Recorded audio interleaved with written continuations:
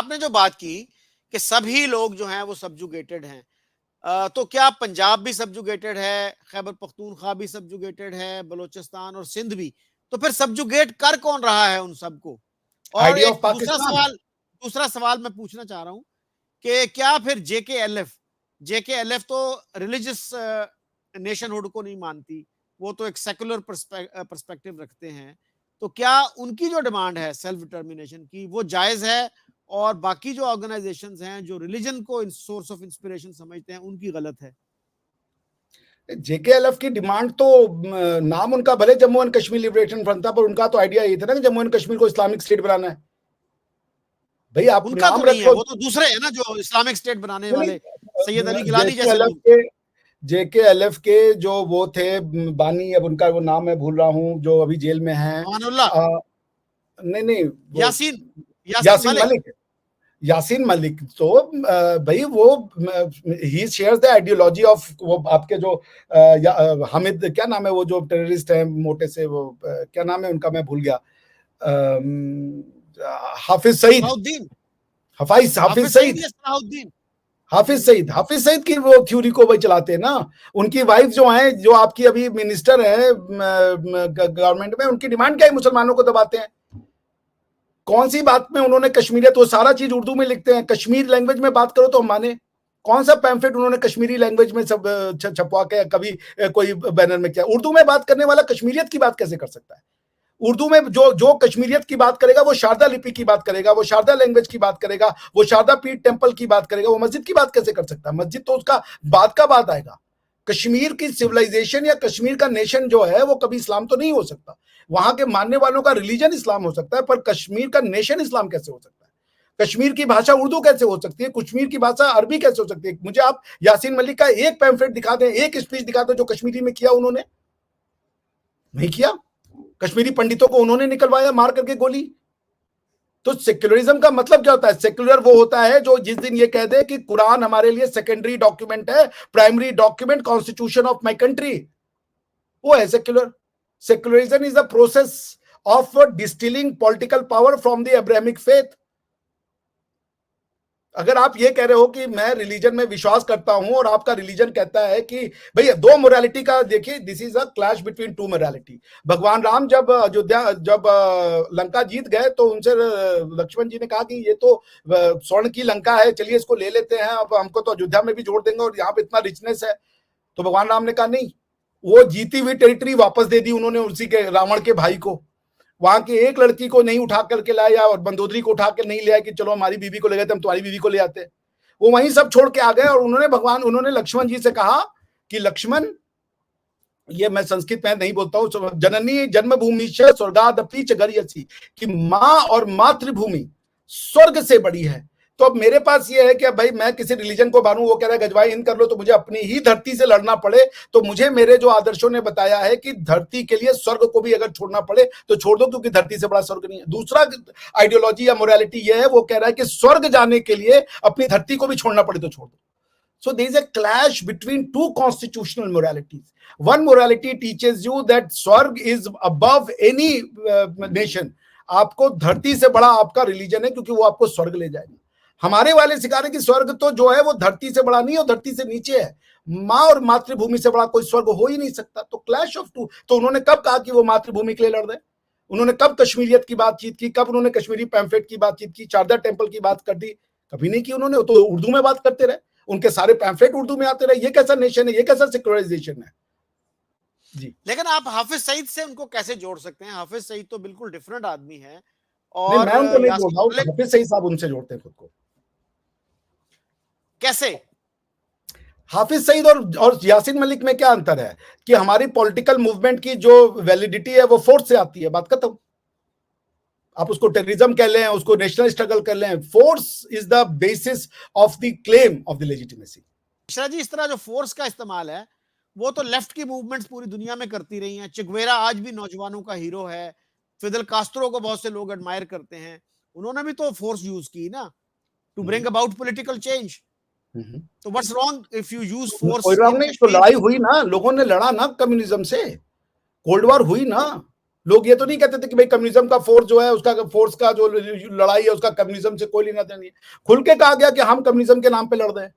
अब आप ये कह रहे हैं कि फोर्स, सारे फोर्स एक तरीके के हैं, ये तो वही बात हो गई कि सारी बीमारियां आपको जो हो जाए वो एक ही उसके फिनोमिना, बीमारियां कई अलग अलग, उसके अलग अलग इलाज है, आइडेंटिफाई करना पड़ेगा। फोर्स उसका कॉमन मैनिफेस्टेशन है, बट कॉमन मैनिफेस्टेशन फोर्स तो आदमी पागलपन के दौरान में भी कह देता है। भटका हुआ जवान जो किसी का मेंटल वो हो गया, उसको सिजोफ्रेनिक अटैक हो गया, वो भी फोर्स करता है। कोई मोटिवेशन होकर के कि हमको अपना कॉज है पॉलिटिकल, उसके लिए करता है। तो कम्युनिज्म भी आपको फोर्स के लिए उकसाता है। अगर बाकी चीजें भी फोर्स के लिए उकसा रही हैं, आपको डिस्टिंक्शन तो करना पड़ेगा कि आप ये कह रहे हैं कि भाई तो दोनों फोर्स से लड़ रहे हैं ना। ऐसा तो नहीं है कि कम्युनिज्म के फोर्स से दुनिया ने लड़ाई नहीं लड़ी। तो वॉर ऑन टेरर जो था वो तो वॉर ऑन जिहाद था। तो भाई the thing is that if there is ever force, use of force, it will be fought back. आपको फोर्स की भाषा फोर्स में ही दी जाएगी, लेजिटिमेसी तो नहीं मिलेगी उससे। अच्छा, पाकिस्तान में अगर आप किसी से बात करें मिश्रा जी, तो वो ये कहते हैं जी कि Kashmir is internationally recognised as a disputed territory, Balochistan is not, so there is a fundamental difference between the two territories. तो how do you respond to that argument? नहीं, रिकॉग्निशन ऑफ डिस्प्यूट का क्या मतलब है? अगर बलूचिस्तान के लोग अपनी जो इंटरनेशनल लॉ जिसको आप कह रहे हैं, क्या इंटरनेशनल लॉ यूनाइटेड नेशन में जाने से रिकॉग्निशन होता है? तो मामला खत्म हो गया, क्योंकि कश्मीर का तो उन्होंने जो भी एजेंडा था वो तो साफ हो चुका है उनके यूनाइटेड नेशन के सिक्योरिटी काउंसिल के एजेंडा लिस्ट से। पॉइंट ये होता है कि डिस्प्यूट का ले जाना, हमने भल मनसाहत में यूएन चार्टर के अंदर में जो कलेक्टिव सिक्योरिटी सिस्टम का जो आइडिया प्रमोट किया गया था, नेहरू जी उससे वाबस्त हो गए, नेहरू जी उससे फिर उससे उन्होंने बड़ा प्रभावित हो गए, उन्होंने एक्सेप्ट कर लिया, वो लेके चले गए। आप नहीं लेके गए, मगर क्या आप अगर बलूचों को दबा रहे हो और कोई बोल नहीं रहा है तो आप जिनोसाइड कर सकते हो क्या? वो तो आपके यहाँ के लोग ये भी कहते हैं कि ईस्ट बंगाल में जो हुआ वो हमारा इंटरनल मैटर था, भारत ने मुदाखलत कर दी। तो इंटरनल मैटर्स के नाम पे आप लोगों को मार दोगे, जिनोसाइड कर दोगे, उनका नेशन चेंज कर दोगे कि बंगाली से सबको पंजाबी बना देंगे। भाई इंटरनल आपकी चीज तब तक इंटरनल है जब तक उसका एक्सटर्नल कोई भी कॉन्सिक्वेंस नहीं आ रहा। पर यदि लोग आपकी टेरिटरी छोड़ के भाग के दूसरे टेरिटरी में जाने लगे तो फिर वो मैटर इंटरनल नहीं रहता। ये तो यूनाइटेड नेशन ने एन नंबर ऑफ मैटर में कर दिया। अब आप जो है, हालांकि ये आर्ग्यूमेंट अच्छा है क्योंकि आर्टिकल 2 क्लॉज 7 यूएन चार्टर जो भी पड़ा हुआ है, आर्टिकल 2 क्लॉज 7 यूएन चार्टर ये कहता है कि यूनाइटेड नेशन का, this is the important thing, United nation can not interfere in a matter which falls under the domestic jurisdiction. यानी कि डोमेस्टिक अफेयर्स के मैटर में यूनाइटेड नेशन मुदाखलत नहीं कर सकता। तो यूनाइटेड नेशन को यह बार बार डिटरमाइन करना पड़ता है कि कौन सा मैटर डोमेस्टिक अफेयर है, कौन सा मैटर डोमेस्टिक अफेयर नहीं है। तो उसमें जो टेस्ट दिया गया है वो टेस्ट ये है कि वो अफेयर जो कि आपकी टेरिटरी से स्पिल ओवर करने लगे बाहर की ओर, वो नहीं रह जाता क्या नाम है डोमेस्टिक एनीमोर, प्रोवाइडेड कि वो मोटिवेटेड ना हो और सामने वाली पार्टी इन्वॉल्व ना हो किसी तरीके के प्रोवोकेशन में। तो कश्मीर अगर है इंटरनेशनल डिस्प्यूट, वो बिल्कुल है, क्योंकि हमारे प्रधानमंत्री जी लेके गए थे, लेकिन तब से हमने पहले उसको इंटरनेशनल से बायलैटरल बना दिया शिमला एग्रीमेंट के थ्रू। अब शिमला एग्रीमेंट के बाद से वो कॉन्स्टिट्यूशनल मैटर था, वो हमने उसको निपटा दिया। अब देखिए, एक इंटरनेशनल लॉ में है, लॉ ऑफ ट्रीटी में कॉन्सेप्ट ऑफ गुड फेथ है। Pakistan never does anything good faith. आपको कश्मीर इंटरनेशनल प्रॉब्लम भी चाहिए और कश्मीर का आपने सक्षम वैली का एरिया, सॉरी जो एरिया है वो आपने चाइना को भी ट्रीटी के थ्रू दे रखा है।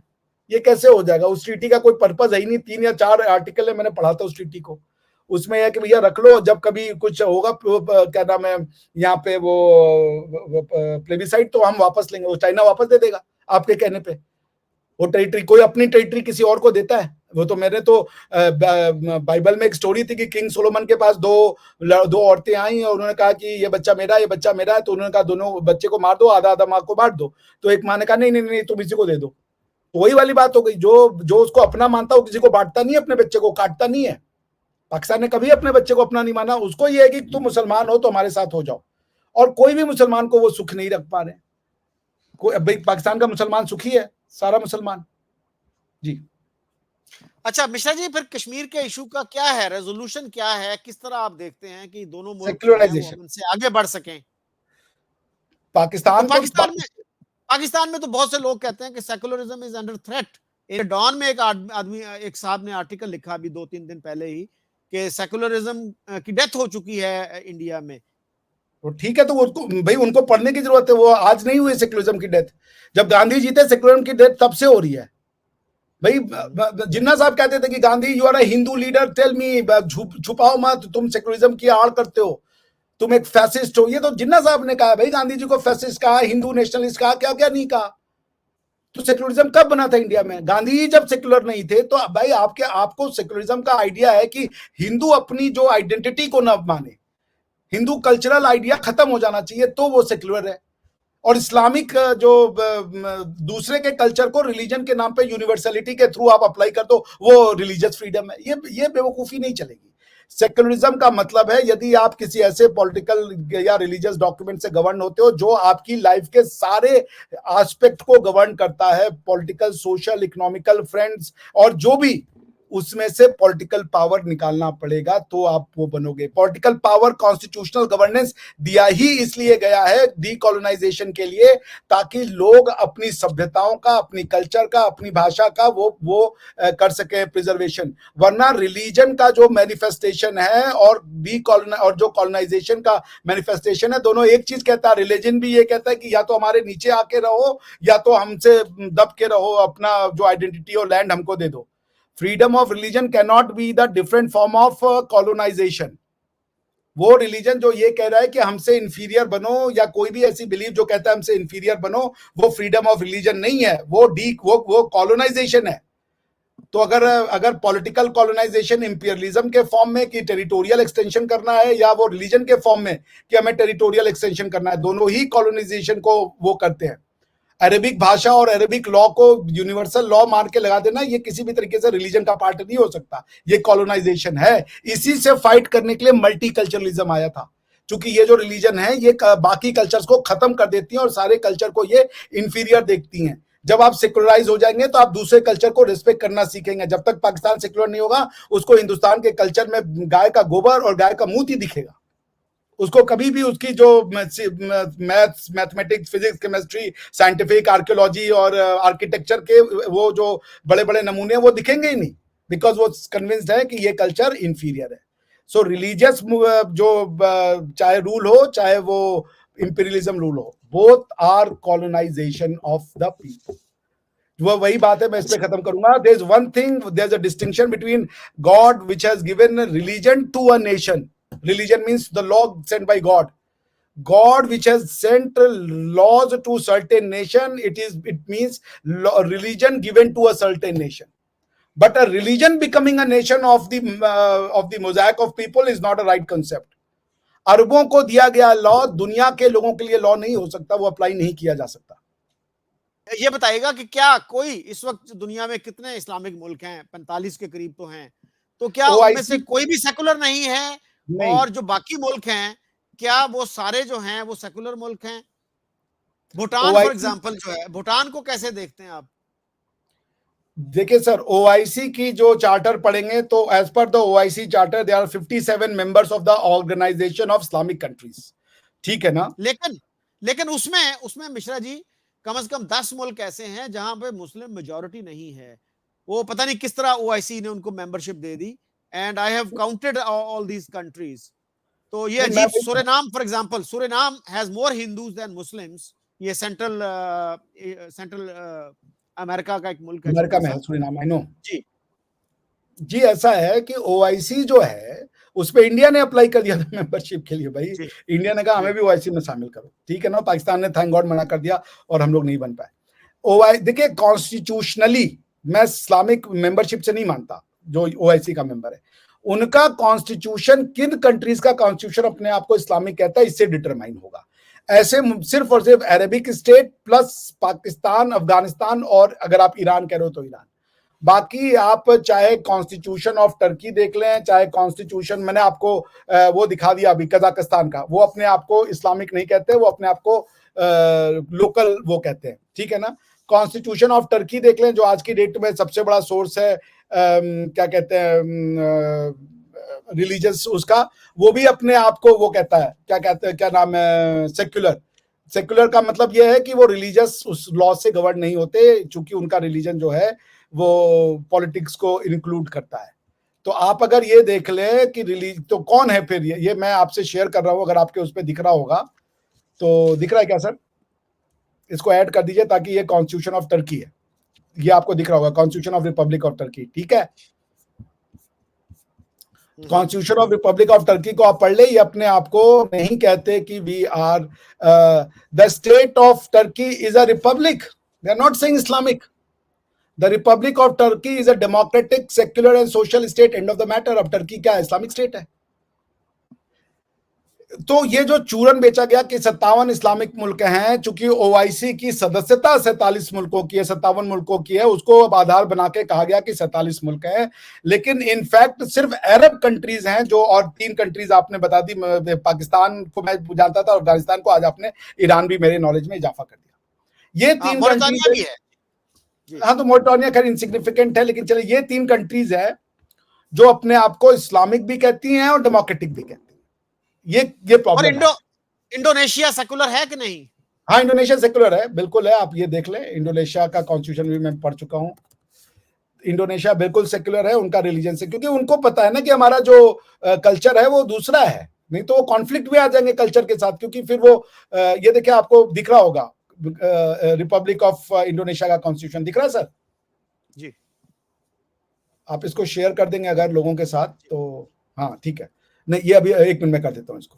ये रहा, देखिए, दिख गया आपको जी। ये है रिपब्लिक ऑफ इंडोनेशिया। इस्लामिक नहीं लिख रहे हैं वो, ठीक है ना sir ji. Republic of Indonesia, the state of Indonesia shall be in the unitary state in the form of a republic, sovereignty is in the hands of people, and of the matter. The Indonesia shall be state based on the rule of law. नहीं है Islamic state ये, आप समझ रहे मेरी बात sir? जी। तो point ये है कि ये जो सब कॉन्टिनेंट के मुस्लिम्स हैं ये कंफ्यूज कर गए, जो मैं कह रहा हूं कि the nation being given a religion from religion forming a nation, दोनों एक रिलीजन का नेशन नहीं बन सकता। अब आप डिफरेंट नेशंस को मिलाओगे तो उनकी कल्चरल प्रैक्टिसेस, अब जैसे मान लीजिए मेरे कल्चर में गाय खाना मना है, अब आपके रिलीजन में सुअर खाना मना है। ये जो सब कॉन्टिनेंट के मुस्लिम्स हैं इनको ये बनाया गया कि इन ऑर्डर टू, बड़ी सी किताब है एमजे अकबर साहब की, वो कभी पढ़िएगा sir, the Tinder box called Pakistan, ऐसे करके किताब का नाम है। एमजे अकबर आप जानते होंगे, बहुत बड़े स्कॉलर हैं। मैं मिला भी हूं जी उनसे। जी जी जी, तो इज अ ग्रेट स्कॉलर। उनकी किताब है द टिंडर बॉक्स। उसमें वो कहते हैं कि जब तुर्क्स यहाँ आए और उन्होंने लोकल लैंग्वेज को फारसी बनाया और ये बनाया, तो वो कहते थे यार ये जो तुम कन्वर्ट करते हो इनको, ये तो रहते तो इनके ऊपर लॉ, तो जो क्या मान लीजिए मैं कन्वर्ट हो गया, तुमने मुझे कन्वर्ट कर दिया, मेरे ऊपर लॉ ऑफ जो इनहेरिटेंस है, क्योंकि मेरा भाई की प्रॉपर्टी है जिससे मुझे इनहेरिटेंस मिलना है, वो हिंदू है, मेरे रिलेटिव जो है वो हिंदू है, मैं कहां से अपना लॉ अलग लगाऊं? तो बड़ी प्रॉब्लम हो जाती थी। तो उन्होंने ये कहा कि पहले अगर मुसलमान बनने हो तो अपना घर अलग करो, रोटी अलग करो, अपना जगह अलग करो, गेटवाइजेशन शुरू करो कि तुम आइडेंटिफाई हो सको कि तुम मुसलमान हो। और कल्चर का आइडेंटिटी नहीं दिया उनको, अरब नहीं बनाया, मुसलमान बना दिया सबको। और मुसलमान बनाने की कंडीशन ये बना दी कि तुम एंटी हिंदू हो, क्योंकि उनको ये तो बताया नहीं भाई, जैसे जो इंडिया का मुसलमान है वो अपनी जिंदगी में एक यहूदी से नहीं मिलेगा, उसका कोई लेना देना नहीं यहूदी से। जो इंडिया का मुसलमान है बड़ी मुश्किल से वो क्रिश्चियन से मिलेगा, जो कि अरबिक क्रिश्चियन हो या आर्मियाई क्रिश्चियन हो या इजिप्शियन क्रिश्चियन हो या सीरियन क्रिश्चियन हो। वो यहाँ के लोकल इंडियन से मिलता है, जो कन्वर्टेड क्रिश्चियन है वो भी नहीं समझ पाते कि भाई वो क्या है। सो पॉइंट ये कि जो इन सब कॉन्टिनेंट का मुसलमान है वो कल्चर और रिलीजन को लेके इतना कंफ्यूज हो गया, उसने कल्चर को मिटाने के लिए रिलीजन, सारा कुछ वो रिलीजन में ढूंढता है, क्योंकि उसका अपना कल्चर कुछ नहीं है। और अपने कल्चर को अच्छा दिखाने के लिए उसको लोकल कल्चर से नफरत सिखाई जाती है। दिक्कत ये है, जैसे वो ये कह सकता है कि गाय का गोबर खाना कोई बुरी चीज नहीं है, इसकी साइंटिफिक वैल्यू है, पर वो उसको मजाक उड़ाएगा। वो ऊंट के सूसू को पसंद कर लेगा, कहेगा हाँ वो ठीक है, लेकिन वो गाय के मूत को पीने को मजाक उड़ाएगा। अच्छा, इंडिया में इतने बड़े बड़े आर्किटेक्चर्स थे, बिना सीमेंट और सरिया के जो बड़े बड़े मंदिर बनाए गए हैं, उनको वो कहता है कि तुमको अगर ताजमहल नहीं बना के देते तो तुमको आर्किटेक्चर ही नहीं आता। ये है ओडेसिटी। तो पॉइंट ये कि अब इससे आप कैसे लड़ेंगे? अपने ही लोग हैं ये। अब इनको ज्यादातर लोग इसलिए नाराज होते हैं कि हमें हिंदू मत कहो। कैसे हिंदू ना कहे? मुझसे आज एक पाकिस्तानी लड़के ने पूछा कि सर मेरे मानसेरा में हिंदू लोग खत्म हो गए। मैंने कहा कैसे खत्म हो गए बेटा, कहां गए? तो उन्होंने कहा सर सबको कन्वर्ट कर दिया। मैंने कहा लेकिन गए कहां वो? क्योंकि तुम जब कन्वर्ट हुए तो हिंदू के हिसाब से तो कोई भी रिलीजन मानो तुम खत्म नहीं हो, तो हिंदू जब जो इस लैंड पे रहेगा वो हिंदू ही रहेगा। जैसे पाकिस्तान में रहने वाला पाकिस्तानी तो होगा ना, चाहे वो हिंदू हो या मुसलमान हो। कि पाकिस्तान में सिर्फ मुसलमान ही पाकिस्तानी बनेगा। तो पॉइंट ये कि हिंदू कहीं नहीं गया, हिंदू वही में 24 करोड़ हिंदू रह रहा है उसको उसको उसकी कल्चरल, क्योंकि उसको रिलीजियस आइडेंटिटी में दिक्कत नहीं है। मैं तो बिना भगवान को माने हुए भी हिंदू हूं, उसको उसकी कल्चरल आइडेंटिटी को रिकॉग्नाइज नहीं करने देते, जबकि दिन रात हिंदू कल्चर में रहते हुए हिंदू को उस कल्चर को मानना नहीं है। उर्दू को यदि कोई कहता है कि अरबिक लैंग्वेज है तो इट्स अ शेम। यदि आप अपने यहाँ पे शादियों को देखें, ढोलक हो रहा है, संगीत हो रहा है, हल्दी लग रहा है, हीना लग रही है, मेहंदी लग रहा है, आप कह रहे हो कि हम हिंदू नहीं है। हमारा कल्चर है, लैंड है। तक्षशिला के लैंड को आप हिंदू नहीं कह रहे हो, मोहनजोदाड़ो को हिंदू नहीं कह रहे हो, तो किसको हिंदू कहोगे? हद ही हो गई जी। मिश्रा जी, हमारे फॉरेन मिनिस्टर जो हैं वो गए थे अभी यूएन, तो वहां उन्होंने एक थिंक टैंक में भी अपना स्पीच दी। उसमें उन्होंने कहा कि हमारी तहजीब जो है, हमारी हिस्ट्री 5000 साल पुरानी है। तो कुछ लोग ऐसे हैं जो ये मानते हैं। आपको पता है कि वो इंडिया में भी डिप्लोमेट रह चुके हैं। और सर सैयद अहमद खान, जो बहुत बड़े मुस्लिम रिफॉर्मर थे 19th सेंचुरी में, उन्होंने भी कहा कि मुझे हैरत है कि आप मुझे हिंदू क्यों नहीं समझते, कि मैं भी हिंदुस्तान का रहने वाला हूं। तो इस तरह की आवाजें भी आपको कहीं ना कहीं से आती हैं। So, any concluding thoughts before we close the show? It's just that कि I am seeing the glimmer of hope।